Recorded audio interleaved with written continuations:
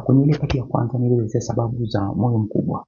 Watu waliuliza iwapo moyo mkubwa unaweza kuzuiwa au kudhibitiwa usitokee hata kama una vile visababishi. Lakini pia moyo huu mkubwa unatambulika vipi? Habari njema ni kuwa unaweza kuzuia moyo wako usiwe mkubwa au usiendelee kuongezeka. Moyo mkubwa hutambuliwa kwa kutumia vipimo kama vile X-ray, kipimo maalum cha picha ya moyo, yani echocardiography, na umeme wa moyo, electrocardiography. Sasa kwa vile visababishi vikuu ambavyo ni pressure ya damu isiyodhibitiwa pamoja na kuwa na mafuta kwenye moyo, kama huna, unaweza kujikinga wanavyo kwa kufanya mfumo mzuri wa maisha. Kula mlo unaoshauriwa kitaalamu, kupunguza chumvi ya mezani na mafuta yale yanayotokana na wanyama, kujitahidi kufanya mazoezi mara kwa mara. Lakini kama tayari unayo pressure au tatizo la mafuta kwenye mishipa ya moyo, kudhibiti pressure na kuhudhuria kliniki. Matumizi ya dawa stahiki ni muhimu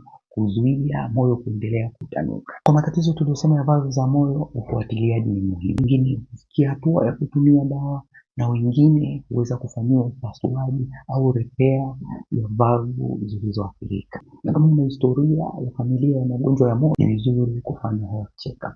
Mwisho, kumbuka pia sigara pamoja na pombe kupita kiasi moyo wako hauvipendi kabisa.